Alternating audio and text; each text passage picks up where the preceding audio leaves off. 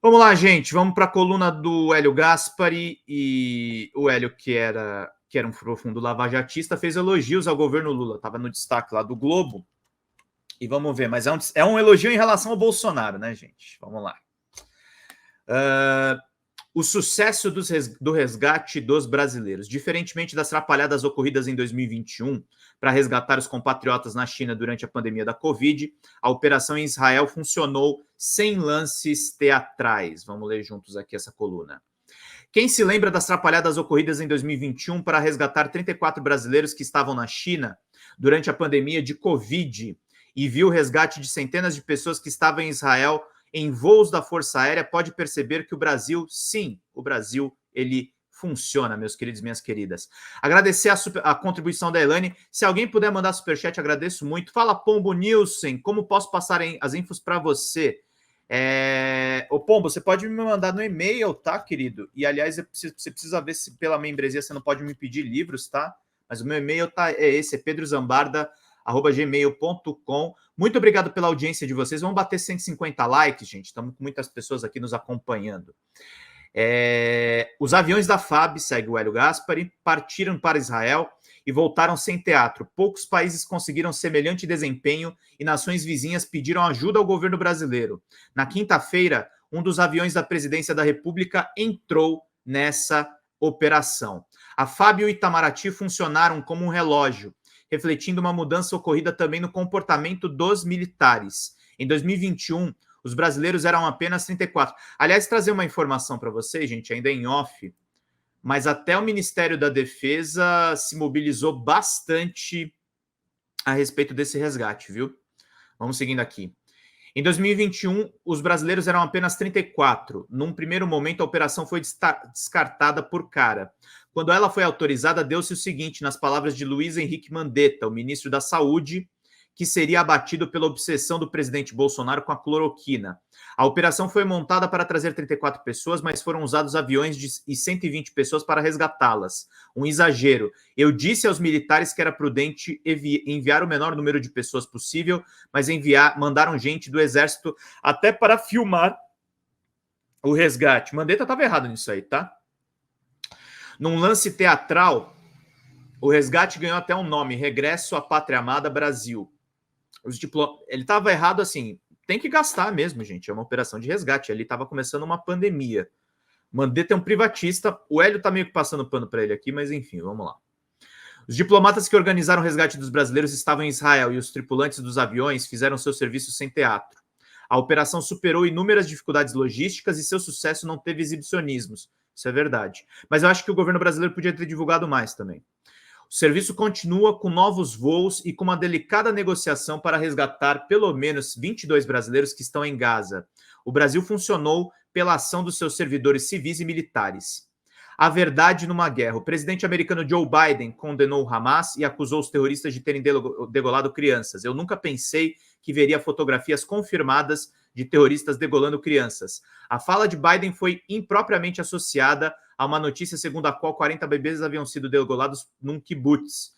Ela nunca foi confirmada, mas Israel divulgou as fotografias dos bebês assassinados. A sabedoria convencional ensina que, numa guerra, a primeira vítima é a verdade. A notícia de 40 bebês degolados era falsa, mas o Hamas matou famílias e crianças. Às vezes, a cautela contra o que pode ser um exagero acaba levando a um erro maior. Para quem acha que não pode, alguns exemplos. Em março de 42, a Agência Judaica da Palestina, uma senhora polonesa contou a um funcionário o que estava acontecendo no seu país. O funcionário perguntou-lhe se ela não estava exagerando. Ela deu-lhe um bofetão e se retirou. Anos depois, ele seria um dos fundadores de Israel. Nos Estados Unidos, uma amiga de Golda Meir decidiu publicar o relato de câmaras de gás numa página interna do boletim que ela editava. O New York Times publicou a notícia de um massacre na Lituânia em 17 linhas, no pé da página 5. Em 1944, quando já se sabia da extensão do Holocausto, uma notícia do extermínio de judeus na Ucrânia saiu na página 6 do New York Times. Na primeira, entre outros, havia um texto sobre charutos cubanos. A decisão de exterminar sistematicamente judeus foi tomada em janeiro de 42, numa reunião em Berlim. O serpentário do Itamaraty. O serpentário do Itamaraty está excitado, apostando em intrigas para desfazer a dupla Mauro Vieira e Celso Amorim. É difícil que as futricas prosperem, por dois motivos. Primeiro, porque Amorim, ex-chanceler e atual assessor especial de Lula, conviveu harmonicamente com o professor Marco Aurélio Garcia, que era assessor do Lula nos seus primeiros mandatos. Finalmente, porque o ministro Mauro Vieira é um diplomata com horror a holofote. Ele é bem discreto mesmo, gente. É um negócio impressionante como ele não gosta de câmera.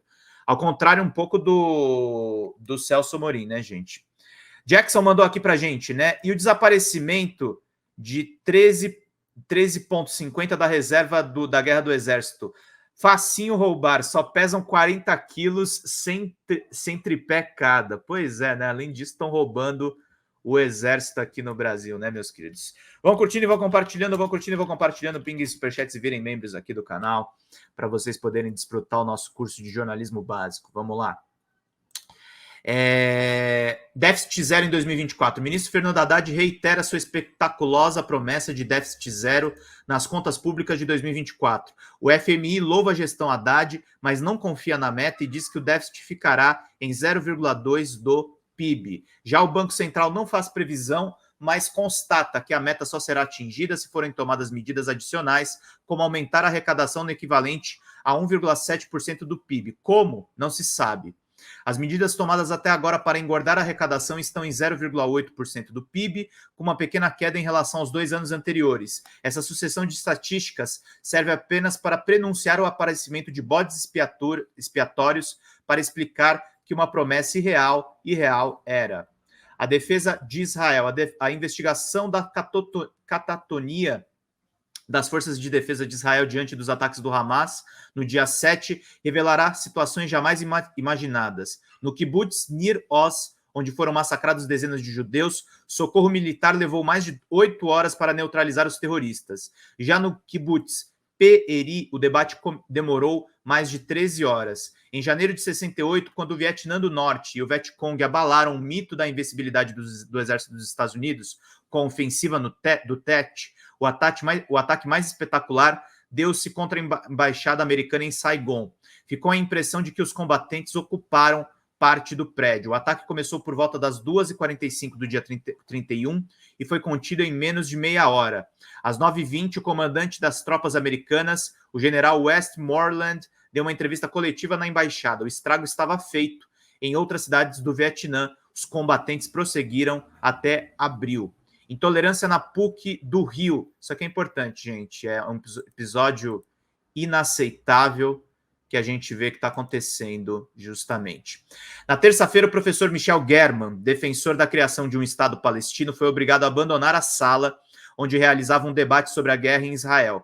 Havia sido hostilizado por alunos que discordavam dele. Mau exemplo para os estudantes da universidade. Os estudantes hostilizaram German, deveriam se lembrar que em 1963, uma assembleia de alunos da PUC do Rio ratificou a decisão da escola para expulsar os irmãos Ailton e Alcir Henrique da Costa, presos a quilômetros de distância porque pichavam uma parede saudando o 4º aniversário do Partido Comunista. Passou o tempo e poucos se orgulharam dessa posição assumida. Outubro de 63. No dia de hoje, há 60 anos, Lee Oswald conseguiu um emprego em Dallas, no prédio de 6 andares onde funcionava um depósito de livros. Amanhã será o seu primeiro dia de serviço. Dias depois, Oswald completou 23 anos e nasceu a sua segunda filha. O agente do FBI que acompanhava os passos de Oswald sabe que ele morava em Nova Orleans e esteve no México, mas deixou a cidade num carro com placa do Texas. Amanhã completam-se 60 dias em que o embaixador americano do Brasil, Lincoln Gordon, pediu para que se organizasse um plano de contingência para lidar com a instável situação política no Brasil, presidido por João Goulart. A Central Intelligence Agency, a CIA, acreditava que ele ainda tinha chances de concluir seu mandato. Ele foi sequestrado, né, gente? Ditadura militar e o assassinato do Kennedy. E é isso aí, gente. 171 pessoas nos assistindo. Vão curtindo e vão compartilhando. Vão curtindo e vão compartilhando, para a gente trazer aí várias informações importantes para vocês.